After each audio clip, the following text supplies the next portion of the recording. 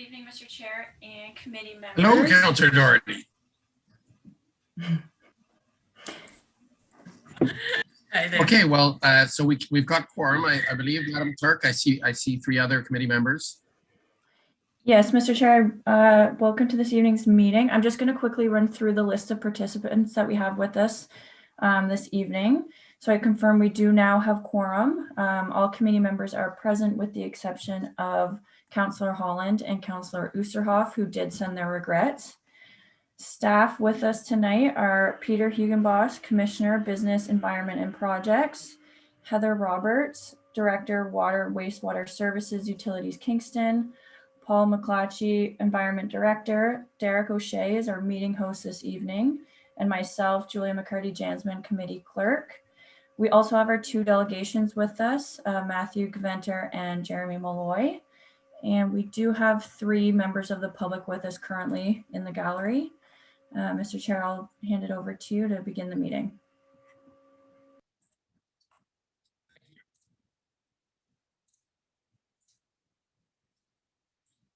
Just pulling up my agenda here. So we've called the meeting to order at 6:03. So we need a mover and a seconder for the agenda to get started here. Moved by Councillor Neal, seconded by Councillor Doherty. Or Councillor Sen, sorry, doesn't matter. So are there any proposed changes to the agenda? Seeing none, I will call the vote on the agenda as published. All those in favor? All those opposed? And that passes. Sorry, I don't have my second screen with me, so I'm going to be toggling back and forth. So hopefully that doesn't create too many delays. Right, so now it's the confirmation of minutes. So there was the regular minutes from Tuesday, August 3rd, and the minutes of the special meeting from Tuesday, September 28th. There's 2 sets of minutes, and I'm going to need a mover and a second for both sets of minutes. Hopefully someone that was present at both meetings. So we need a mover that was present at both those meetings for the minutes. Councillor Stanek, and the seconder can be anyone, so we need a seconder. Councillor Neal. Great. So you've seen the minutes. Are there any errors, omissions, comments about the minutes? Okay, well then we will vote on receiving the minutes. All those in favor? All those opposed? And that carries.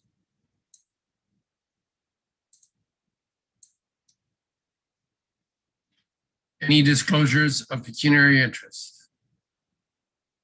Seeing none. We have 2 delegations. That's what comes next. First up is Jeremy Malloy from Just Recovery Kingston, and he is speaking to us in respect to free transit in the city of Kingston. Mr. Malloy, you have 5 minutes plus whatever questions the committee may have for you.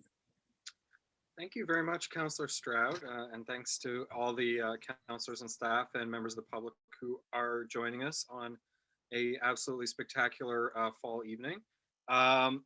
So I am here as a representative of Just Recovery Kingston, which is a group of Kingston residents that have been active since August of last year. We formed as a group to explore ways to locally build back better from the coronavirus 19 pandemic. This year, we have focused on 2 campaigns. Our first one was expanding access to community gardens, making it easier to set up gardens, reducing the insurance requirements, and increasing the funding available for new gardens as an equity and food sovereignty piece. That's been very successful. And our main focus for tonight is our other campaign, which is on the expansion of fare, free, excellent transit throughout our city. Now, as you all probably already know, before COVID, ridership was increasing remarkably and consistently in the city of Kingston. And certainly that has dropped off a fair bit since the pandemic, although we know that ridership is recovering now. And so we are here to call as a group of citizens for investing in our transit system for a variety of reasons, including equity, the right to mobility for all citizens, whether on Access Bus or on Kingston Transit, and also to meet our city's climate leadership goals, which Council, of course, is reviewing this fall. I just tonight, I know my time is limited, so I just want to update you on some of the work that we've been doing and raise some questions that hopefully could be answered tonight, or we will be following up by submitting these questions to councilors and staff in a written format, and we hope to receive answers in due course.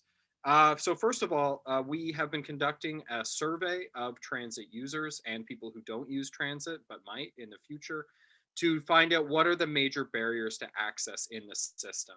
And we're still collecting surveys, and so we're not ready to release the full results at this time, but so far from about over 100 survey responses, we are seeing people like the system. They enjoy using it. There's a general happiness with the system, although some concerns. And the major barriers to further access are, unsurprisingly, expense and a desire for more routes and more service, especially on the busy roads. We've also connected with other groups doing similar work across Canada.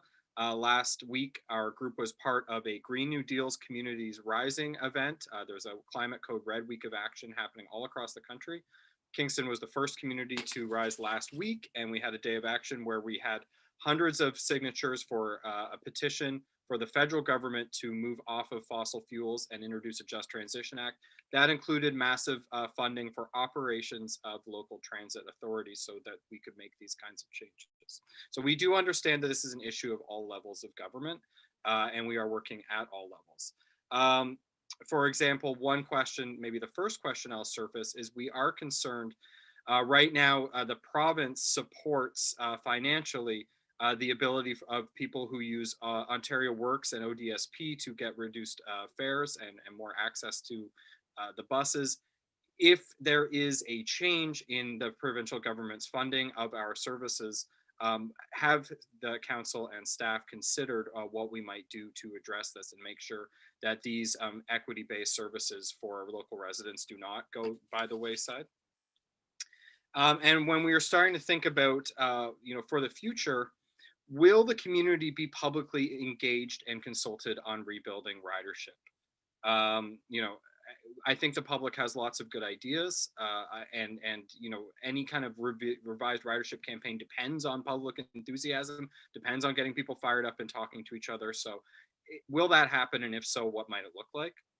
I'm just going to close with a few more questions in my remaining time. It will not be all of our questions, but as I said, we will follow up with a written report. This will just give you an example of some of the things we're concerned with and thinking of and looking forward to tonight. Will or has staff considered the impact that ride-sharing corporations like Uber or Lyft might be having on transit use, and thus our climate goals? Research has shown that when Uber and Lyft use increases in the city, then you end up with more private car trips and less transit, which has a negative impact on CO2 emissions. Will some fare-free options be considered as part of rebuilding ridership, including perhaps free transit for special events, free transit during severe weather events, which again is another climate adaptation piece, or a temporary fare holiday to rebuild ridership and get people who were in the habit of traveling for work or shopping or childcare back into it. Couple last questions in my final minute.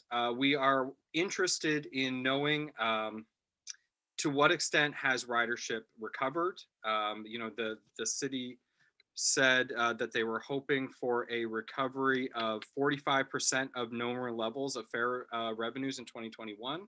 Has that happened so far?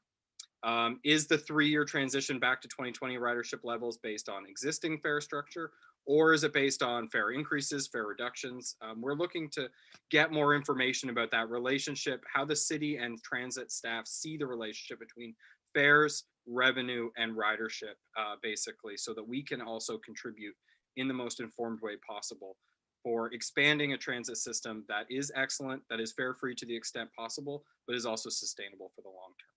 So as I said, we will follow up with some other questions, but I was hoping to update you all on some of the work that we're doing in the community, some of the energy and the ideas that exist in the community on transit, and some of the questions that we have. Thank you very much for hearing our delegation.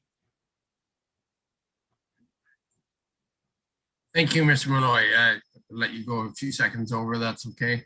I try not to make it a habit. Thank you for your presentation. So there is a committee structure we have to follow. Members of the committee can ask questions of the delegation, and then members, yeah, that's it. Members of the committee can ask questions of the delegation. You can respond. There's no time limit to that. Well, it's 5 minutes per response, I suppose. But does anyone in the committee have any questions for the delegation? I have a question, but I'm happy to go last. Yes, Councillor. Thank you. I appreciate the questions that you asked. If you can share those with us. I'm a little disappointed that I don't see any member of Kingston Transit or staff that can address those questions. If you send those in to us, I'm sure the clerk and the chair can make sure that they get addressed at our next meeting. Just looking for a nod and a wink from, yeah, I see a nod and a wink. So that would be great. Thank you for your presentation. I know that some of the ridership decline had everything to do with Queens and St. Lawrence not being in session. However, we were the most successful public ridership increase in all of Ontario. And I think that's something we definitely need to work towards again. And if you can share with us any municipalities that have offer free transit or offer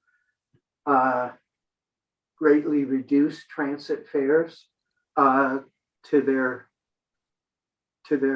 citizens, I think that's something that I would definitely be interested in.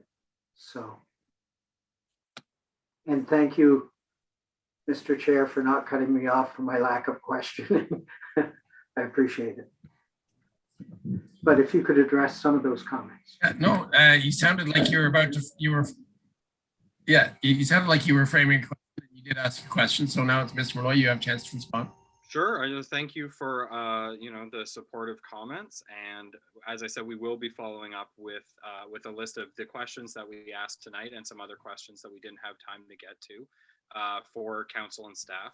And also, I think we would be happy to share some ideas that we're getting from working with riders in other cities. So we are a part of the Keep Transit Moving Coalition, which has riders and transit associations and the ATU. The Transit Operators Union across the country. So, we go to those meetings. We're actually having a strategy meeting next Monday to talk about what are, because I have spoken with transit staff before, with Jeremy DaCosta recently, and, he's definitely well aware that this is the question that everybody's having across the country. And we're hoping that we can be a contributor from our end to the solution. That's great. And I'm sure that, as I said, between the clerk and the chair, we can get staff here to address some of those questions publicly at our next meeting. Thank you. Yeah, I'm gonna follow up with the clerk on that myself. The rules of order, of course, are structured around items being on the agenda. So so technically, we would need a transit item on the agenda for staff and public to interact back and forth. My understanding of this particular delegation is that, as we've seen before, committee members are aware, members of the public can apply to speak in delegation to committees with or without items being on the agenda. That's not the case at council. But it is the case at committees as long as it's within the committee mandate, which transit obviously is. But for the interaction directly with staff that Councillor Neal is talking about, because there's been questions asked, questions and responses, that's interaction, right? We can only have that if the committee rules allow. So that I will follow up with the clerk on that. But at this point, it's kind of moot, as the vice chair noted, there is no one from transit staff here at the moment in any event, but that time will come. And I would suggest that maybe the members of the public here present that are interested in these questions and want to have an interaction directly with staff would keep an eye on the ITP agendas so that they could come and do so when we have such agenda items. I believe, Madam Clerk, that's sort of where it's at. Mr. Chair, through you, I was just going to confirm what you just said about if staff does bring a report forward regarding transit, then that's when staff can attend and they can speak to it.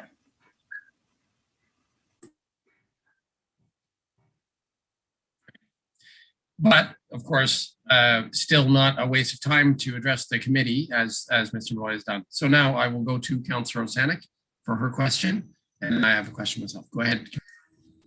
Thank you, Mr. Chair. Yes, Councillor Neal asked a lot of the questions I was going to ask. What other cities are you aware of that might also have like next to no cost transit, and if a report was coming, but because I thought you had said, Mr. Miller, you were bringing a report or sending in a report, but I guess you're just going to be sending in those questions on a formal document. Is that it? Well, okay, so the next thing I will send, because I write council fairly often and staff, will be our questions and a few ideas. But one thing that we anticipate sending next is we are still getting survey data for how people are using the service, how people are not using the service, what the obstacles are, what people want to see.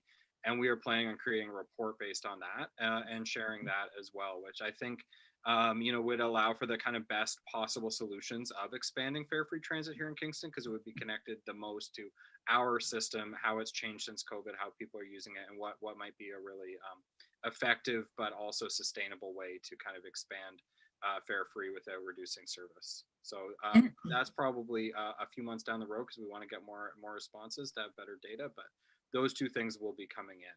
So first our questions, and then probably the survey results with some recommendations. Okay, so on behalf of the city, thanks for doing the survey for us. It wasn't an added bonus. No one was expecting that. So thanks for doing the survey, because I definitely want to read like all those responses that you're getting. And I'm sure the director of transit would be really interested too in reading it. And I know that you said that you had been going back and forth Jeremy to Jeremy with their responses. And then my last question is, at the very beginning, you mentioned about community gardens. And so according to your perspective with the report, because community gardens did go to Arts, Recreation, Community Policy back in September, and then it came to council and we approved it. So did that achieve, I guess that's good, right? Like that's one checklist from your group that's now done? Yeah, I mean, yeah. Yes, absolutely. So, I mean, I'm loath to speak too much for the gardens group, because I'm not, I'm more on the transit side, but I know I have spoken with people this fall, and people are really happy with staff and council's response to the gardens campaign and the letter writing that a lot of residents did in support of community gardens. I know that the two big things that came up that were definitely successful was increasing the amount of funding available to start a garden, and the city taking over the insurance requirement for individual gardeners, which is particularly onerous. I don't remember where things came down on the raised bed requirement. I know that there was talk of, if you could get a soil sample that's saying your soil was okay and you did that on your own expense, you could avoid that. I'm not sure if that's the case, but I definitely can say that our group is really, really happy and grateful, and sees that as a real success in our first full year of working on just recovery in the city. So thank you, and thanks for highlighting. Great, thank you. That's all my questions. Thank you. Yes, and because Councilor mentioned that there was another committee that looked at community gardens, aware of that it's it may be under the purview of another committee, but the question is fair because it was relevant to what was presented. Councillor Doherty, did you have any questions?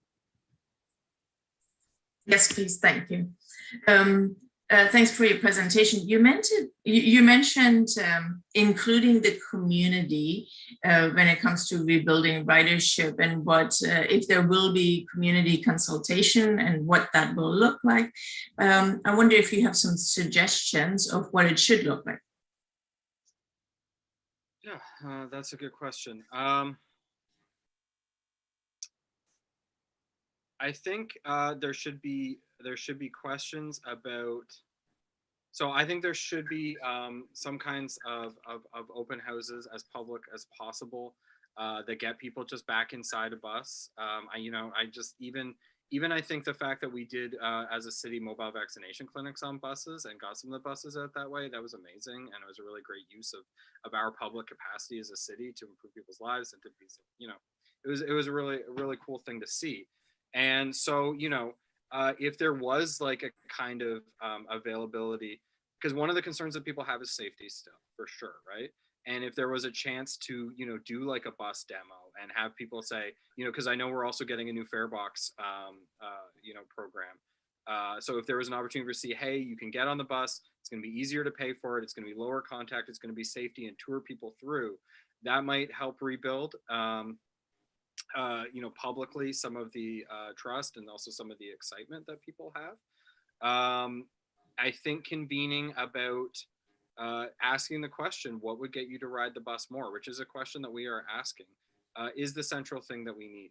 Is it more service on busier routes? Is it some service on other routes? Is it COVID safety? Is it finances? I think anything that we can do to have that conversation. And preferably, I think surveys are important. I mean, that's why we're doing one. But also, I mean, a thing that the city can facilitate that we can't is having it as kind of a public discussion. Because I think that would be useful.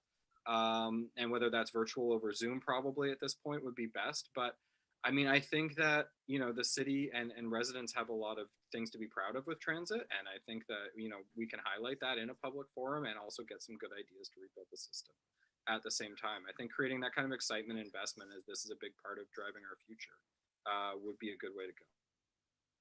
Great, thanks. And a follow-up question, this survey, the survey results, will you be sending that to all councillors or just committee members? To be quite honest, if we end up with the amount of results, like responses that we're hoping to, and as I said, the next stage in our campaign is we're actually hoping to buy some ads on transit to allow people just to easily scan a QR code and fill out the survey. We've got some funding that we've generated for that. I would send that to all councillors, and as a group, we would probably do a media release and get the word out in the public too. Probably to again facilitate some more survey responses and get people talking. Because I think it's we put a lot of work into it, and I think it's good data for everyone to have. Great. Thanks. I look forward to seeing it. Thank you. Thank you. So, Mr. Malloy, my question has to do with this is all since the pandemic started, we all heard when the partnership between the AMS and the city was essentially dissolved, hopefully temporarily, but it no longer is in effect, and that was with the transit pass system for students. So as we all know, Queen students could board any city bus and show their Queen's ID, and the driver would record it by pressing a button, I believe, and that would be the access to the service. And they pay for that. They pay a monthly fee through their student fees, which they could not opt out of. And it was based on, the AMS's position on transit in the city. And that is no longer the case. The decision was made because of the pandemic to suspend that partnership, which of course has a profound effect on transit ridership. So I wonder if you could just talk to that and whether you've been in communication with well, AMS, or it also involves St. Lawrence College and their system, although it's separate. I'm wondering if you've had, where are you on that direct communication with the student governments and with the city on that aspect? So yeah, I've raised it with transit staff, and you know, they tell me that these, you know, that this is not obviously a closed door. I think I don't want to speak for them, but I think that, you know, they are still discussing with AMS about possibly resuming this program, and you know, my understanding of it is it's really governed by the fact that student associations were leery of charging a fee if in-person classes were to be canceled again and everything were to go virtual. I think it's really important, obviously, for the city's climate goals. You know, I know Queens, for example, is committing itself to the sustainable development goals and to making more of a positive impact as a climate citizen in our community. It's absolutely fundamental that, you know, that students are recognized as a big part of our community, a big part of the heart of our community. And one of the ways that students are in the community is at bus stops, on buses. And it's a great, you know, that was a great program. So all that to say is that we see that as part of our role as much as possible to help facilitate that. And I haven't had those discussions with St. Lawrence yet. I've done some outreach, but I've not gotten to the right people yet. At Queens, the natural partner for us, given that you know, Just Recovery, one of our major concerns is climate action and climate justice on a local level, is that we've talked with our friends at Queens Backing Action on climate change, and hopefully we'll come up with a way for them to productively engage AMS, because AMS is obviously going to care a lot more when it's coming from fellow students and people on campus, and they obviously see the need and the opportunity. So we are going to be contributing to that campaign as we see appropriate, because I totally agree with you. It's important for so many reasons, not just for rebuilding our transit, just the kind of community that we want to be. I mean, as somebody who lives here and loves it and lives near students and near Queens, like I think it's really important that Queens and St. Lawrence students are part of the fabric of our community, however possible. And I think transit was a big way that happened that is less obvious now.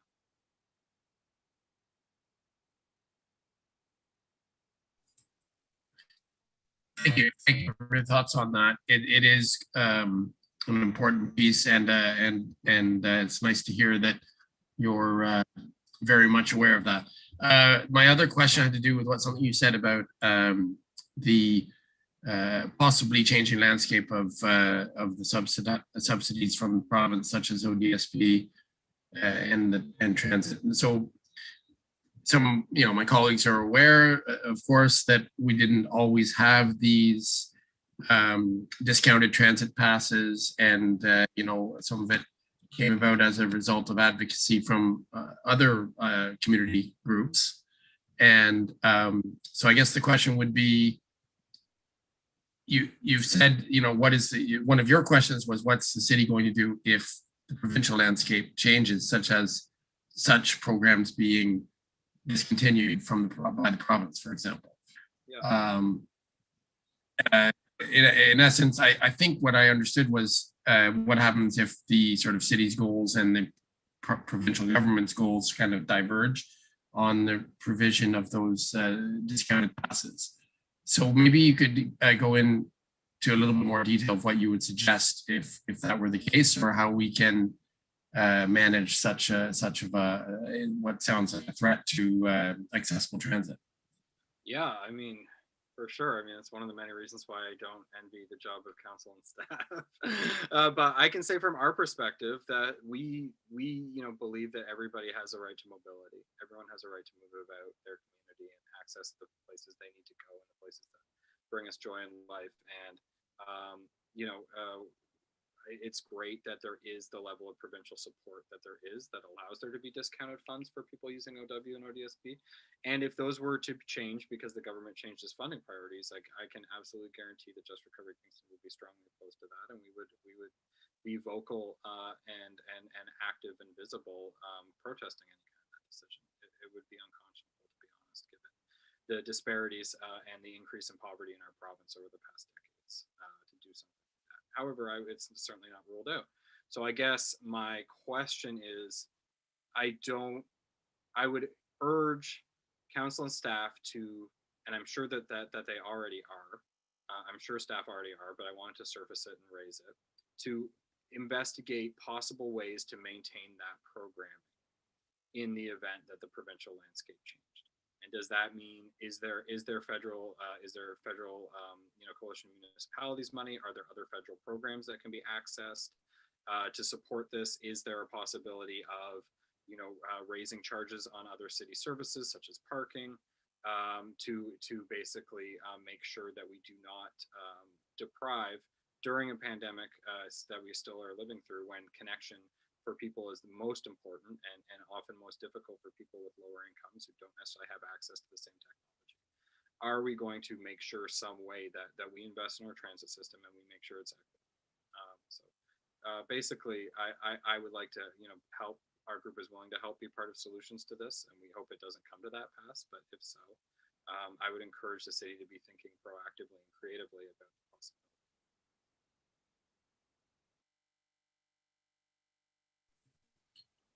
Okay, great. So I guess we've all had a couple of questions.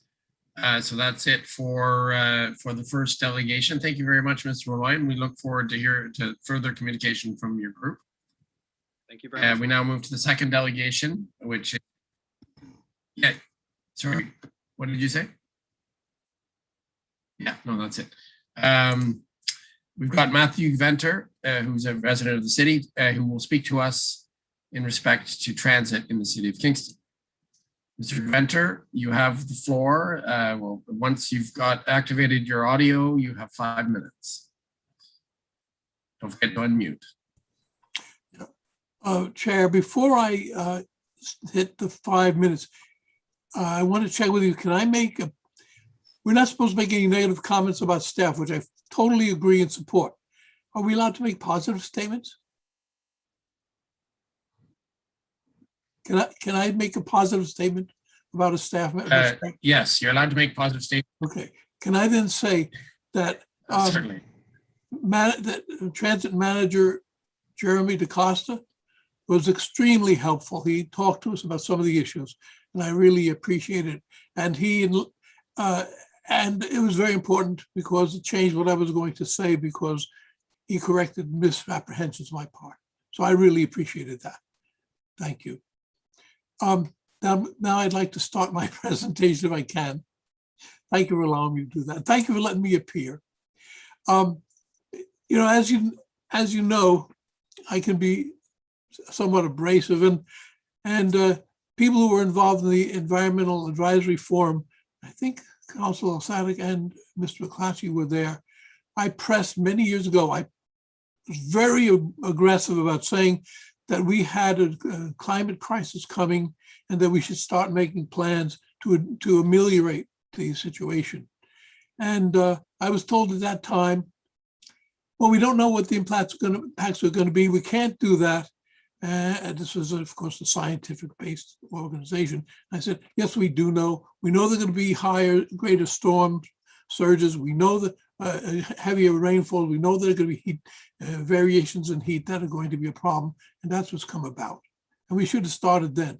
Well, I'm going to be in the same extreme position, pushing the boundaries here on transit, if you don't mind. I also want to say that Mr. Malloy found I was very impressed with his presentation, and he was saying, he said more closer to what I want to say than I expected, not because we didn't discuss it. I am a participant, not a significant participant in the Just Recovery group. So I had some idea what was going to be said. And I was impressed. So what I'm going to say may not be as vital as it was.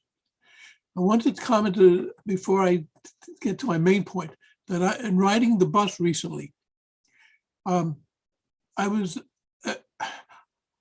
wife has a very serious immune compromised condition. And I have to be careful about myself, because if I get sick and she gets it, it'll be terrible. So I rode the bus and I felt uncomfortable because someone was not wearing a mask, got fully covering the mask. People were coughing around me. The reason that's important to transit is I think you have to be patient. There are many of us who are afraid, concerned, and I think ridership may be delayed in coming back for a while. That does not mean we shouldn't be maintaining the service and expanding it. We have to be prepared, and if you cut back service, it's hard to rebuild it. So my main point is that I want to go back to explain my point ahead of time. Let me say that following the transit issues over the years, I remember the Waterloo group saying that you can't really get full ridership until you have a sufficiently low head time so that people can get adequate service. And I think they said 10 minutes minimum head time, might have been less. So we're not going to get full use of the transit system until we can get the head time down. And that means expenditure ahead of time to get it there. So I think the council, if you want to have a sustainable city, if you really want to make transit available to people and usable, then you have to make the initial expenditures to increase frequency of service. It's essential, critical to build the service. The other critical component, of course, is density. And planning of lines so that you do go to the most dense areas. I'm almost done with this. I don't want to take too much of your time. I wanted to tell you relate this to pharmacare. Pharmacare, people say pharmacare is going to cost too much because of to introduce. But the reality is pharmacare costs, people have to expend the money on pharmacare. They have to spend the money on drugs, and the outcome if pharmacare is that people that will pay the same amount or less and will have better health outcomes, which will decrease the total cost on society. So if people pay the taxes up front, there's a benefit. The same thing goes for transit. You have to be, it's my perception that you as the policymakers of the city and you as the opinion leaders of the city need to push the idea that we need to expand taxes or tax income to expand the service up front, because the long-term benefit is reduced cost to the people. Not only are the economic benefits, which there are, and people getting access to services they need, which increase the economic dynamics of our society, our city, but people may not need an extra car. Okay, I'm done. You get the point. Either you do it up front and there's a payoff, and we have to convince people that it will pay. Thank you. Thank you, Mr. Graventer. So same as last delegation, now we go to members of the committee. Councillor Doherty, you're up first. Thank you, and through you, thanks for your presentation. You make a really good point there. Now you're also with the Just Recovery Group, and the presentation earlier mentioned the survey, and you mentioned the survey, I believe, as well. But will you, with the report that goes with the survey, perhaps offer some suggestions of what routes could be expanded or increased? Like you were talking about the time span between buses arriving, like reducing it to 10 minutes. Will the Just Recovery team also send some suggestions on where those services could be increased and expenditure could happen at the front end? Yeah, I participated in the development of the survey. I don't feel expert on the answer. My impression is that will be suggested, but there are problems in my mind, there are problems in doing that unless we have a full structure, enough people from enough parts of the city to be able to know that and to know what the full ridership is. I think the city, I think the transit manager has a capacity to address that also, because looking at the fare structures gives some idea. The problem with that, of course, is it doesn't reflect on the people who are not using it and would use it. Hopefully the survey will capture that. I hope that's an adequate answer. Yeah, sure. And so just to really recap what you were saying, is that we really should be, it'll take a while for things to come back. And it was a really good example that you used of you and your wife.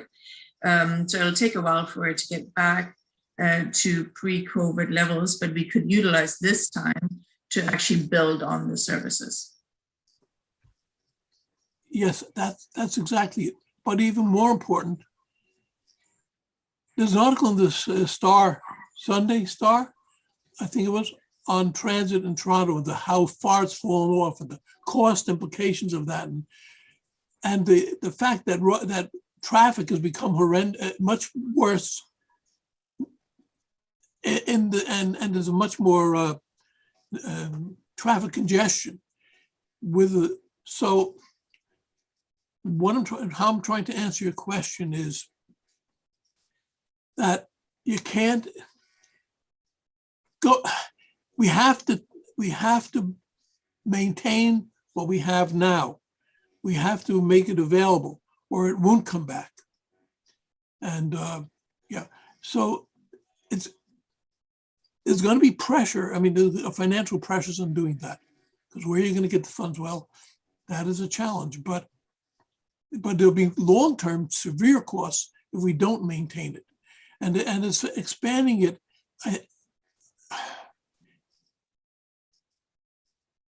I don't think the fact that I don't think COVID-19 changes the reality that we have to expand it. So it's not a matter of using this time to do it. It's a matter of it's a matter of doing it, whether there was COVID going on or not. We have to go that route, or ridership won't increase, and we won't get people to ride the buses unless they have adequate reduced head time. So it doesn't. The fact that the ridership has fallen off now because of the pandemic doesn't change that reality. That reality exists with or without the pandemic. It's going to be costly to do at first. Whether we have the relative loss of income compared to what you really have to do is only a part of the issue. It may cost, there may be higher costs now because you've lost income, but you can't wait for the income to go up. I mean, here's where I slightly differ with what, or I'm slightly off from what Jeremy said. There's an implication, Jeremy didn't say this, but it's sort of an implication, we have to build up ridership so we can run it, so we can have an adequate available system. I'm not sure he said that, but I fear that's a possible way you feel we should go. And that's a mistake, because you have to first make the investment for the ridership to come up. I'm repeating myself, and I hope I didn't fumble that too much. Thank you. No, that was pretty clear, Mr. Grenter. You said it pretty clearly about having investment in the future and having to invest in the system, and that's what will drive ridership expansion, rather than waiting for magical ridership expansion to appear and to give us the revenues to be able to expand. That's basically your point, if I'm not mistaken. Better said, thank you. It's a very important point, and I think we need to hear it. Councillor Neal, Vice Chair, you've got the floor. Thank you very much. Matthew, thank you for your presentation. Are you familiar with, have you traveled on transit in Halifax at all? No, I traveled in Montreal recently. It was, oh, yeah. It was amazing. Something that Halifax has done, and I shared it with our staff when I came back, but it wasn't picked up on, but I think it's a really good idea. They take 2 mornings a week. I think it's Tuesdays and Thursdays. And they say in non-peak time, we give free transit to seniors.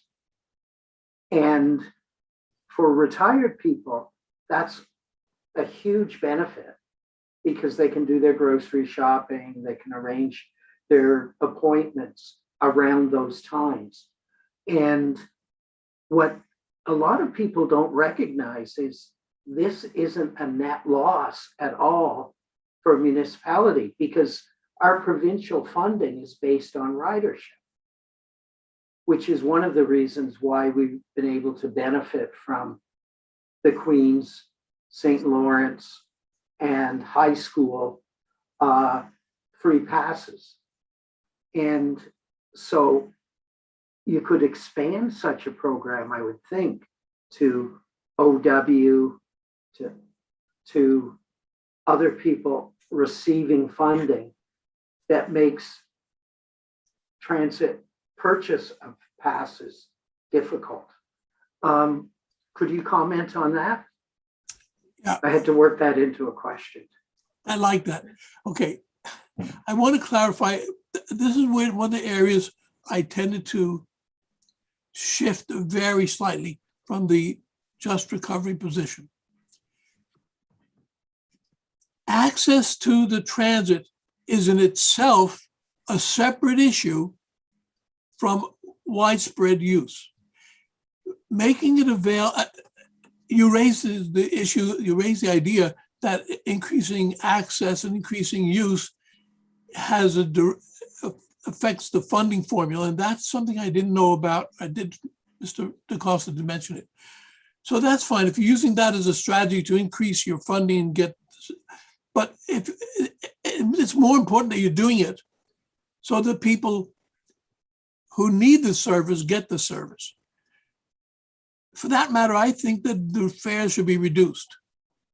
$3.50 to go on a 10-minute ride is excessive in this city. And it is a deterrent to people to use the transit. And it's not fair. And the people who most need it don't. It's a burden on them. But going back to the question, what I am saying is, I'm addressing the whole range of people who don't need the added service. But they need it to save the environment, and they don't need it because they have automobiles.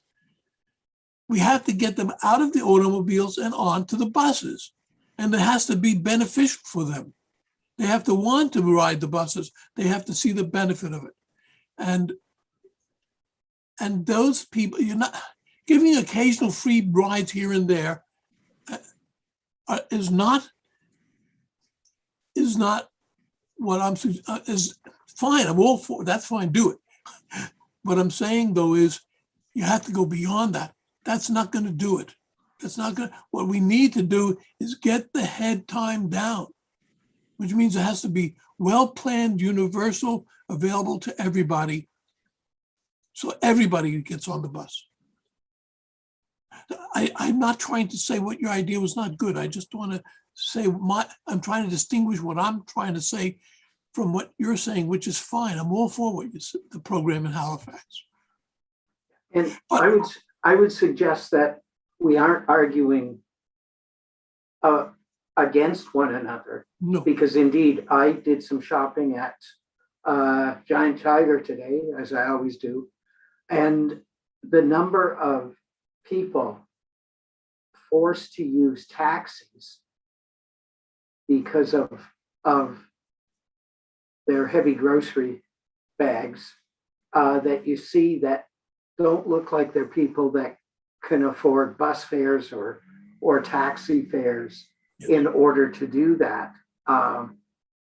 So there would be, and it almost sounds like a trickle-down effect, but there would be some benefits to having some free transit in non-peak times for people who could really benefit from that. Yes, when I was on the transit, advisory committee that we set up many years ago, that was one of our proposals, to have shopping times. Not exactly that. What we said was have some routes, short-term routes and arrangements where people in senior buildings could get rides to shop, and a way of building up ridership in off times. Yeah, so I'm all for it. I'm not against the idea. You're right on. You've said it well, and I appreciate it. Thank you. I guess, Councilor Sanic, if you have any questions, it's your turn. I was just going to ask Mr. Venter. So okay, first of all, on the question of you, this wasn't what Councillor Neal said. Basically, Halifax has a system that provides free transit to a demographic 2 mornings a week or something like that. So in other words, it's intermittent free transit for a certain group, which is obviously a partial way along to the to just free transit in general. So I would just like to hear more about what you might think, having watched transit for so long and having experienced it maybe in other cities. Is that a legitimate stepping stone to the ultimate goal of free transit for all, as you see it? Yeah, okay, there are two separate issues here. I accept what you're saying. There are two separate issues. One is getting people on the buses, and the other is making it accessible. You know, I read the autobiography of Fidel Castro, and it's interesting that he said that people should pay for transit a little bit so that they appreciate it. So that's going to vary from this idea of free transit. I had to get that out. But I do think that transit should be free, in essence, should be, or the cost be so low that it's marginally costly, marginal. Because it should be accessible to all, just as healthcare should be accessible to all. It should be the main form of transportation getting around. People should be able to get to work and from work, to be able to get shopping done, doctor's appointments, and easily. So that's the issue of free transit. But separately, you have the issue of beyond the free transit of how to get it so it's available to all. And that means, and so that it's an effective system, a quality effective system for all. And you need to get good head time for that to happen. So they're two separate issues, and both cost money. Both have cost implications. But I think you have to address them both. Is that that was great. I mean, you have a great perspective in general on the whole, the social aspects of it. So on head time, so my second question will be about head time. So on the express routes, like the 501, 502 express routes in the city of Kingston, before the pandemic, we were looking at 10-minute service and possibly moving to 7.5-minute service. So do you think at that point we were on that one route, we were getting to the point where you really overwhelm the individual transport system and mass transit becomes actually preferable? Is it at the like 7.5, 10-minute point? And how exactly do you see that working? And how does it tip the balance and get a flood of riders involved? I apologize. I don't have that expertise. Talking to Mr. DaCosta, I have a sense that you have excellent expert analysis, capacity of analysis in your staff. He talked about his own experience of getting on the bus and how he was able to eliminate a car in his home and how that works. He emphasized the need to do it on express routes first. That's the expertise. My fear is that as you get more in outlying areas,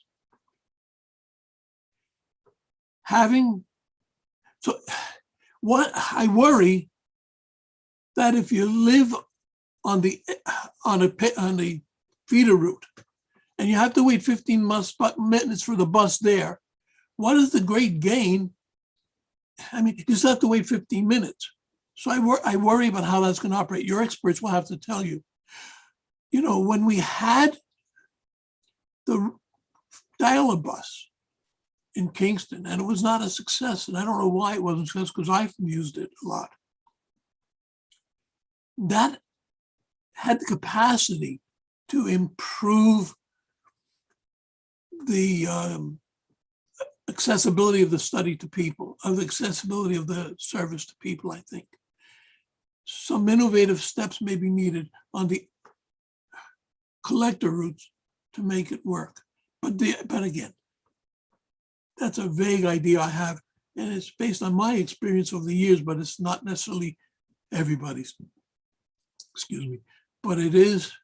So I suggest that I can't give you the answer as better. My answer is not as good as your experts. Sorry. Thank you, Mr. Venter. The way that you have a global view of transit and also a historical view of it, having watched it for so long in Kingston, is very useful as we enter this period of transition. And I'd like to thank you for coming and speaking to us tonight. I really appreciate that comment. I appreciate you all. Thank you. Thank you. So that's our second delegation. So we'll go back to the agenda now. Thank you, Mr. Venter.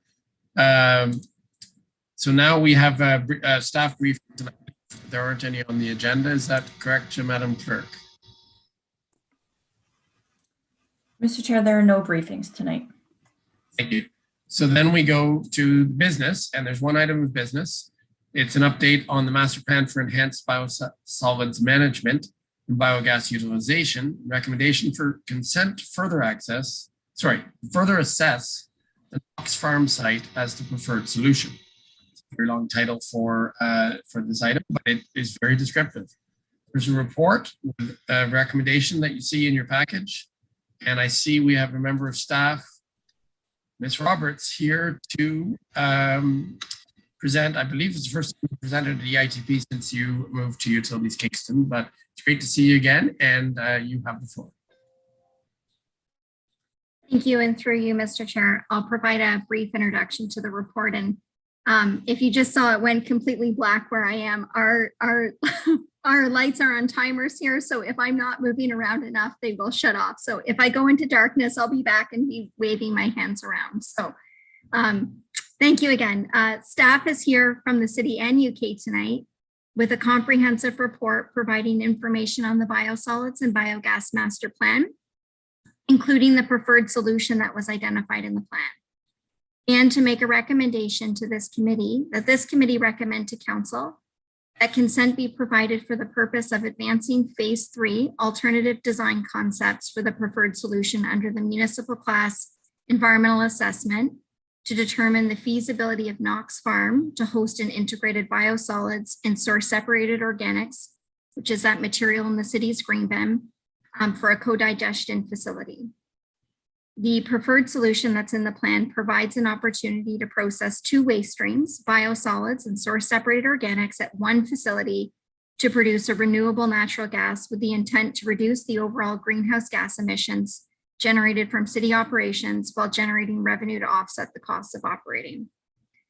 The details of what's included in the phase 3 step of the EA is included in the report. So I won't go into all of those details, but I will note a couple of things. I'll note that this phase would include ongoing engagement with CRCA, as well as open engagement with any interested parties, Indigenous residents, community members, review agencies, and the general public. I do want to be clear that this report, I just want to be clear here that we're not asking for final approval to use the Knox Farm site.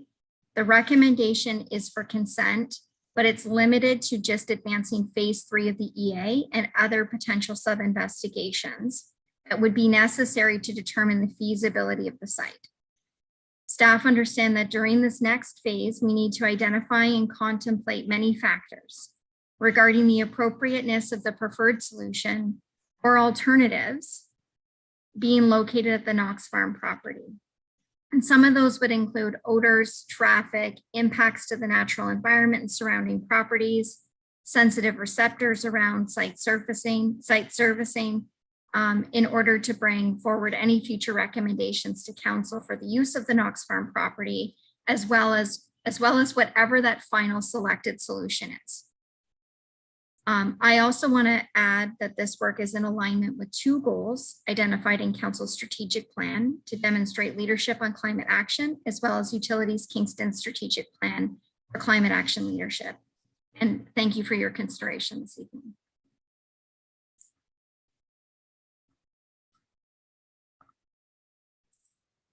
Thank you for that introduction. So now we are at the usual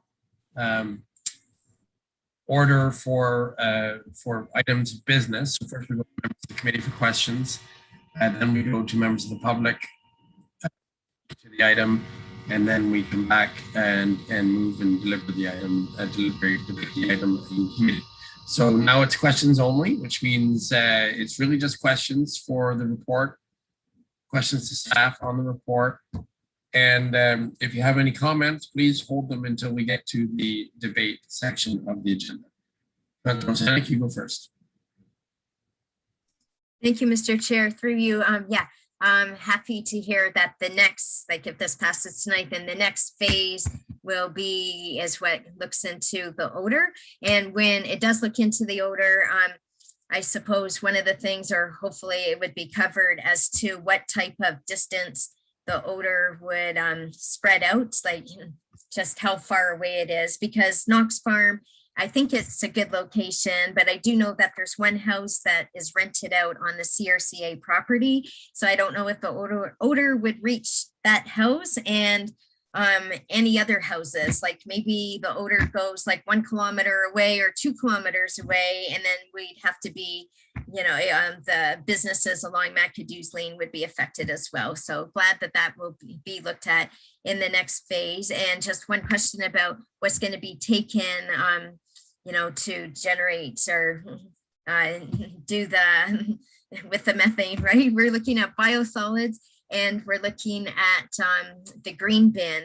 So that wouldn't include pet waste, right? Like we wouldn't be able to expand it out to pet waste. Ms. Roberts, pet waste is my thing. If only we could get it collected in Kingston. So would that ever include pet waste, or it wouldn't? Like that can only be an anaerobic digester, right? Through your chair, the preferred solution that's being contemplated in the master plan is an anaerobic. As it stands today. So although that's through the process, so assuming that green bin waste material would still have to be stored in a storage facility before going through a facility. So there will be odors. There's no question about it. So to address your first comment about looking into the odor, yes. So when we're looking at the preferred solution and alternatives, we will look at existing facilities that are present around the world, and be looking at what kind of range we think that those odors will go to. So that will be part of it. And then your next question about pet waste. I think it's too early to be able to confirm or deny whether or not this type of facility would be able to handle that pet waste. What we do know from other solutions in the province for anaerobic digestion, it can include pet waste. And it also has to do with what that final beneficial use will be for an output. So this facility, although it will generate a biogas that can be used, it will also still have an output waste, a material that can be land applied or taken somewhere else. So that will have to be factored in as well as to whether or not pet waste can be taken. But it is at least something that can be investigated. Okay, thanks for that information. Thank you.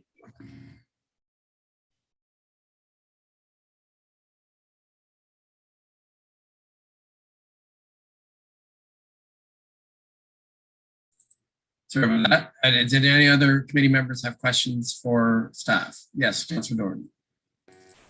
Thank you, and through you, thanks for the report. I just wonder if you could just go a little bit into more detail about the environmental impact assessment that this will include, because like today we're going to just be voting on the report, and I think most people would be concerned about the environmental impact being so close to the conservation area, as well as, so that's, yeah, okay, that's question one. Thanks. Through you, Mr. Chair. I will identify that phase 3 will look at the environmental impacts of this kind of facility or any of the alternatives that are contemplated as well.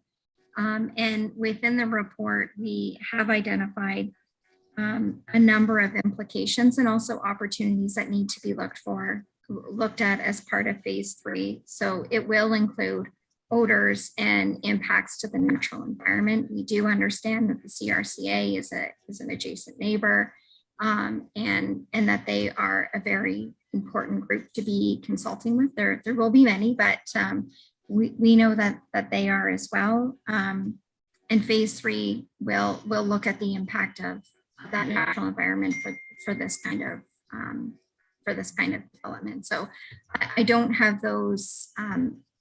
I don't have all of the details of what it will entail, but it will look at the impact to the natural environment. Thank you. And a follow-up is, will it also look into potential greenhouse gas savings that this kind of initiative will create? And if that assessment will include also the trucking of materials to the site?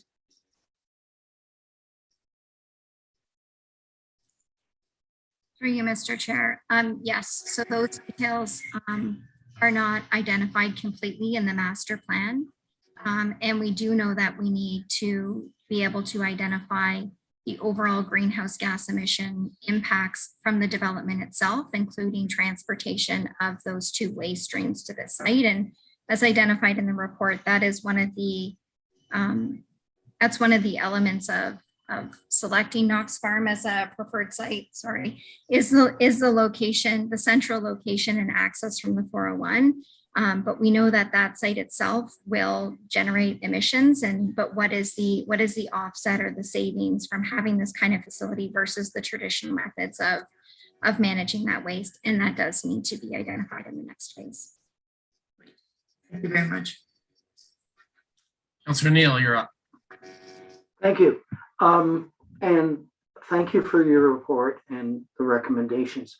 I'm curious because there were a couple of questions asked when the project was first introduced, asked by Councillor Oosterhoff, who represents our rural area. And I appreciate that he had to send his regrets tonight. But have you been able to be in consultation with him? And have you presented to the Rural Advisory Committee and with the update of your plans? So if I could take this one, Mr. Chair, and Heather, you by all means jump in if you like, but thank you, Councillor Neal. So I did have an opportunity to speak to Councillor Oosterhoff probably about 2 weeks ago. I was hoping to meet with him again before this meeting. He hasn't been able to pull that off, and it's unfortunate he couldn't be here tonight. But I did update him on this report. I don't want to speak for Councillor Oosterhoff, but we did have a very good discussion, and I know he's looking forward to the next steps of this project. But obviously, as a district councillor, wants to be involved, so we definitely want to keep Councillor Oosterhoff involved. And I do believe spoke to him several months ago about this possibility as well. So he is dare I say, well informed, but unfortunately isn't here tonight. We've also identified as staff and with Ms. Roberts and her team that the Rural Advisory Committee should be as part of that stakeholder group. I did talk to Councillor Oosterhoff about that as well. So definitely a key stakeholder, and as with any rural projects, we like to get their input on it and have them involved big time. Right. So you're on the case. I appreciate that. You Thank bet. you. Thanks. Okay, well, I'm going to ask a question. It might be to Mr. Hugo-Boss, but it can be any member of staff that answers. It's really for the benefit of members of the public that are following this file and may not be familiar with the operations we've already used Knox Farms for. So maybe just for transparency's sake and for the record, the ownership of Knox Farms and maybe just a brief sort of history of the city's involvement with that property. Yeah, thank you, Councillor Stroud. So I don't know exactly how long the city and I think former township has owned the property, but it's definitely pre-amalgamation.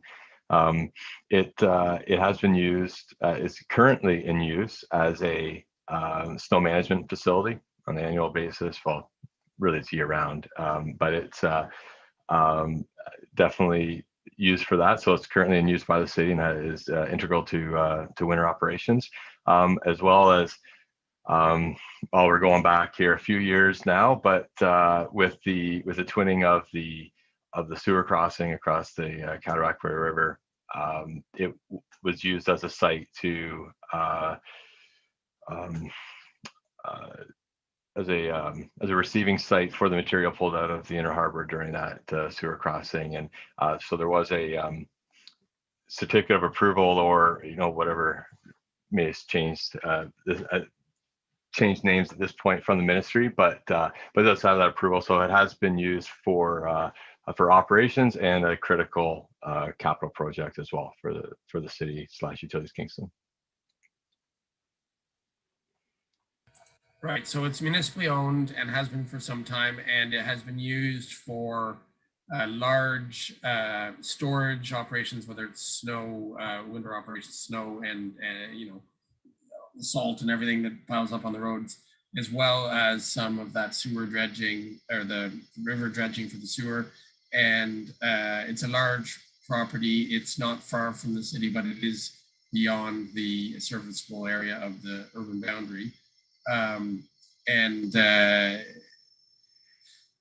guess the only other question I would have is, are there other sites? I mean, this one's municipally owned and it's had this kind of use before, so it's logical that it be considered. But are there any other possibilities that even compare? Like, I mean, what are we comparing this to anything, or is it just like we have this available and that's why we're recommending it? Thank you, and I'll start. I know Heather can add on to this based on the master planning study, but several characteristics were deemed sufficient to select this site as the most logical and one for further assessment through the environmental assessment process. Its size is attractive because the footprint of the facility would be right now slated at less than 5 acres, and you're looking at a site that's nearly 200 acres. So when you're talking odors and separation differences, different distances and buffering, makes a lot of sense. If you looked at a 6-acre parcel, that would make it very difficult. Of course, proximity to the major corridor of the 401 is very important, because of all the different inputs that would be coming potentially from Kingston and various sources, from green bin programs, from our treatment plants, but also potentially from other regions, from a revenue and critical mass perspective. So having access is both good for convenience, but also from a greenhouse gas emissions for convenience and that sort of thing. And yes, it's history. It's municipal ownership is attractive. Doesn't need to be purchased or amalgamated several sites to get that size of property. So those are some of the key characteristics that when looked at in other options, and Heather, maybe you could speak to that through the work of the consultant on the master planning process. It ticked most of the boxes, or if not all of them, to get it to this next stage compared to other options. Ms. Roberts. Thank you, through your chair. Thanks, thanks, Pete. I don't have much to add other than, and I apologize, Pete, if you mentioned this, but its location to the natural gas pipeline there as well. That's the gateway into the city. So the other sites that were located in the master planning process was a location at an existing wastewater treatment plant, so Ravensview or Cataraqui Bay. But this site, the Knox Farm site, not only provides that large landmass for the needs to start up the facility, and the buffering areas and the setbacks that would be beneficial to this type of development. It provides for expansion in the future with the areas, given the area of the site, but also its relative location to that pipeline and ease of injecting it into it.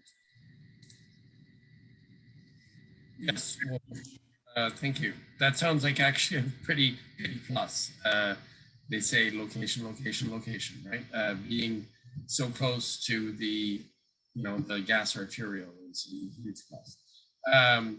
However, we're not at the end of the process, so we should be, as a committee, we should be aware of what the vote tonight entails. So there's no limit on questions. Does anyone want to ask a second round of questions? Okay, well, you'll have, if you have anything that comes up, you'll have another chance when we get to deliberation. So now we'll go to members of the public. We do have two members of the public in the gallery. And if anyone from the public wishes, and we also have Mr. McVenter still here, if anyone from the public wishes to address the committee or ask a question of staff or make any comments at all, you're free to do so. I would ask you to use your raise hand button, which is at the bottom of the Zoom screen, usually, or you could turn on your video and wave your hand. Those are the ways, I believe, Madam Clerk, for a member of the public to make their wishes known. Mr. Chair, through you, we do ask members of the public if they wish to speak just to use that raise hand function. That way we can see it and unmute them. Okay, so we're waiting, waiting for that. The two members that we have, I don't see any hands currently. Okay. So apparently we have no members of the public that wish to speak. So we'll go to back to the committee. Need a mover and a seconder for the recommendation. I will read it first, and then I'll look for a mover and seconder. So let me just put it back on the screen here.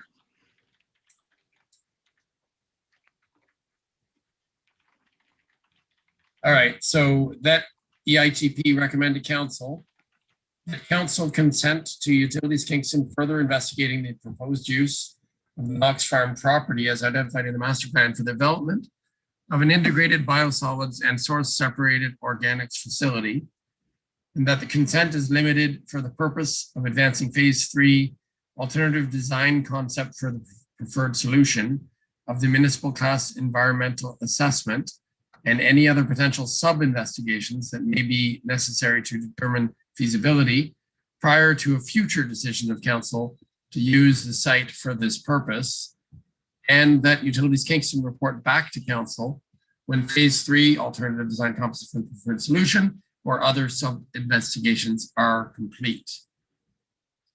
That is the recommendation. As you can see, where we're at an intermediate stage. So we need a mover and a seconder to get it on the floor. Moved by Councillor Doherty, seconded by Councillor Neal. The item is on the floor. You're free to speak to it. Treat it in the way of any item, such as amendments and deferrals and all that kind of thing. Now is the time. Who wants to go first? Anyone wish to speak to this item? Well, the report was quite thorough, and we've had some good questions. I would just say before we vote that, like I said, it's an intermediate step and that the council decision is not as a result of this recommendation from the ITP. There will be further reports. So seeing no hands, I guess I'm calling the question on the recommendation. All those in favor? Opposed? And that carries unanimously. My thanks to staff for this item and for the interactions. Yes. And it's always, as always, good to see Ms. Roberts at EITP. Used to be a regular feature. Now it'll just be on things like this, I suppose. We'll go back to the agenda for the next item. And there is no other items of business. So let me just get back to the main agenda here.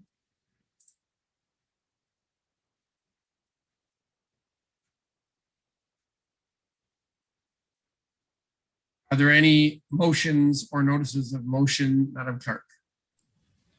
Mr. Chair, there are not. Okay, I look for members of the committee. Are there any other business?